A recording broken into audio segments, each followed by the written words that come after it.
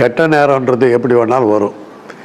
அவங்களுக்கு ஒரு ஜோசியம் ஒருத்தன் வந்தான், கேரளா ஜோசியம் நம்பூதிரின்னு வாங்க. அந்த ஆளுக்கு சொன்னதெல்லாம் இவங்க 2 பேரும் கேட்டாங்க. அதனுடைய விளைவு தான் அந்த வளர்ப்பு மகன் கல்யாணம். அதனுடைய விளைவு தான் பீச்சில் இருக்கிற அத்தனை சீரணி அரங்கத்திலேருந்து எல்லாத்தையும் இடித்து தள்ளினது, கண்ணகி சிலை எடுத்ததெல்லாம் அந்த ஆள் கொடுத்த ஐடியா தான்.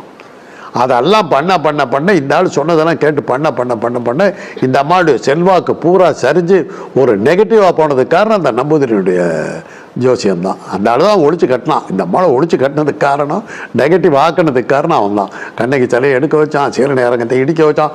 குயின் மேரிஸ் காலேஜை இடிச்சா தான் நல்லதுன்ட்டான் அவன். அதை கேட்டுக்கிட்டு தானே அந்த குயின் மேரிஸ் காலேஜ் இழுத்து போட்டதுக்கு பார்த்துச்சு. அப்போ தான் ஸ்டாலின் வந்து அந்த தொகுதி எம்எல்ஏங்கிற முறையில் போய் அங்கே நின்று அரெஸ்டெல்லாம் ஆனார்.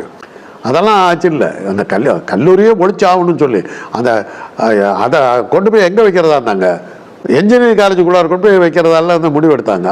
அந்த சட்டமன்றத்தையும் அங்கே கொண்டு போகிறதுக்கு முடிவெடுத்தாங்க. என்ஜினியரிங் காலேஜ் கேம்பில் கிண்டி வளாகத்தில் கொண்டு, அதனால தான் கோட்டூர் ரயில்வே ஸ்டேஷன் பெருசாக கட்டினாங்க. அங்கே இது செக்ரட்டேரியட் அங்கே வரப்போகுதுன்னு. கடைசியில் எல்லாமே தப்பாக போச்சு, எதுவுமே நடக்கலை. எல்லாத்துக்கும் காரணம் அந்த ஜோசியக்காரர்களும் இந்த மாதிரி ஒரு முக்கியமாக அந்த கேரள நம்பூதிரி, அப்புறம் பல ஜோசியர்கள், இவங்கெல்லாம் சேர்ந்து தான் அந்த மாதிரி ஒழிச்சு கட்டினதுக்கு காரணம் இதுதான்.